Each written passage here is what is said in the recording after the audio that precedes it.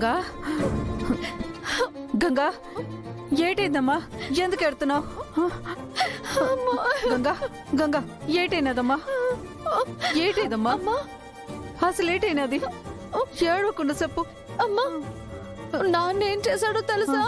ఏం చేశాడమ్మా? అది నాన్న పెద్దోరింటికి వచ్చి గొడవ చేశాడమ్మా. రుద్ర సార్ని అనరాని మాటలు అన్నాడు. అయ్యో,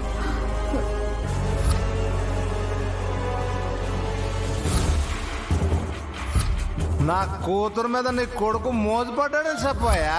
అమాయకురాలను చేసి దీన్ని బొట్లో వేసుకుందామని చూశాడు. నాకు పని చాదుకొని నన్ను వాళ్ళ ఇంట్లో మనిషిగా చూసుకున్నందుకు పెద్దోరికి తీరని అవమానం జరిగిందమ్మా.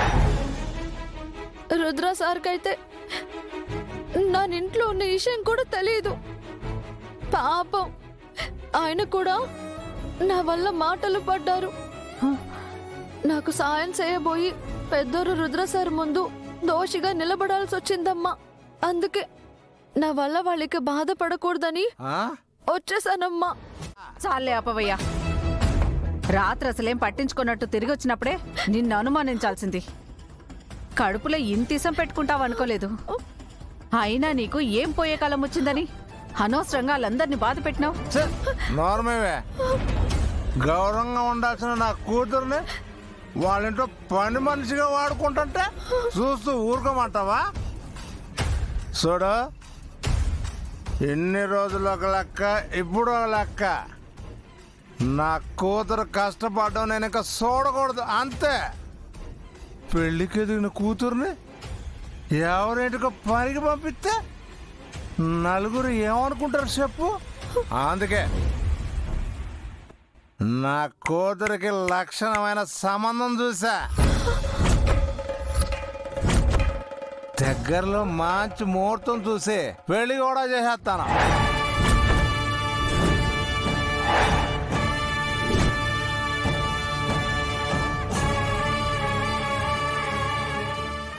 ఏమంటున్నావు నాన్న? నాకు పెళ్లి చేస్తావా? అట్టంటవేటమ్మా, తండ్రిగా అది నా బాధ్యత కదా. ఆడపిల్ల ఎప్పుడైనా అత్తారింటికి వెళ్ళిపోవాల్సిందే కదా. లేదు నాన్న, నన్ను పెళ్లి చేసుకోను.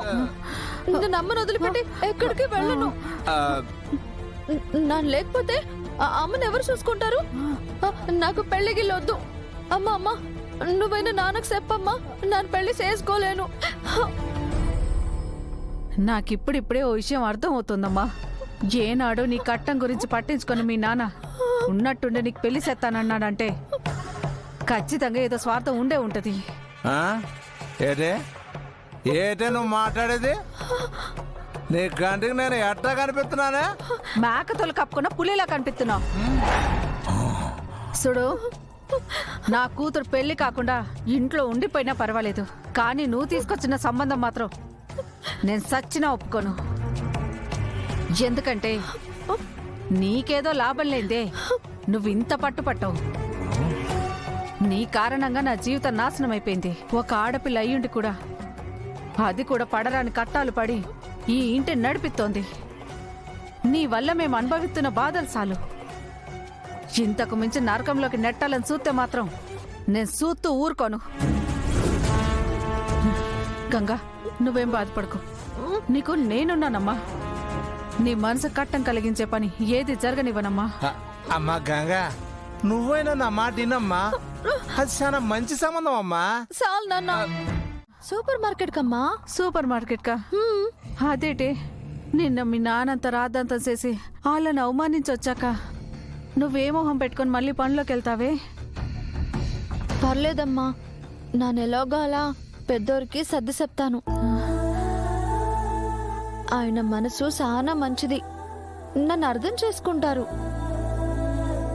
రుద్ర సార్ మాత్రం ఖచ్చితంగా నన్ను రానివ్వరు, కానీ ఎలాగోలా బతిమలాడుకుంటా.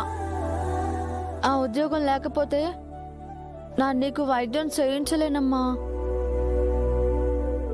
నీకోసం నాను ఏమైనా చేస్తానమ్మా. నువ్వు మీ అమ్మ కోసం ఏదైనా చేస్తావని నాకు తెలిసే గంగా.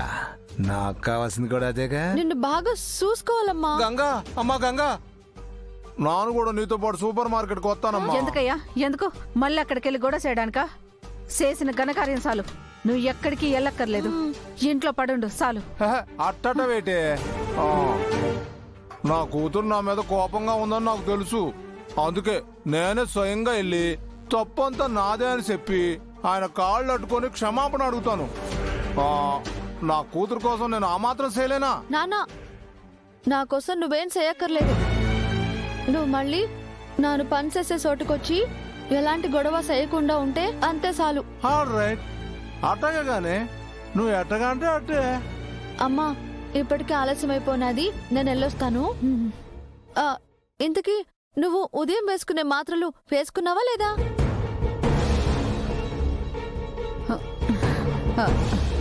ఇప్పుడే వేసుకున్నానమ్మా, నువ్వు జాగ్రత్తగా వెళ్ళిరా. సరే అమ్మా, నేను వెళ్ళొస్తాను. బాయ్ నాన్నా, వస్తానన్నా. అమ్మా గంగా జాగ్రత్త. అట్టగే నాన్నా.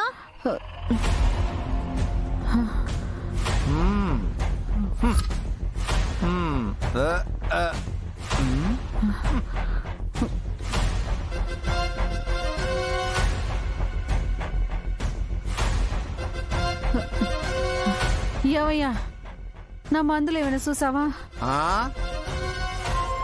ఆ మందుల షాప్ లో సగం రేటుకి అమ్మేసి క్వార్టర్ తెచ్చుకున్నానే. నా మందుకే నాకు దిక్కులేదు గానే నీ మందుకు నేను కాపలానా? ఎక్కడ పెట్టాను?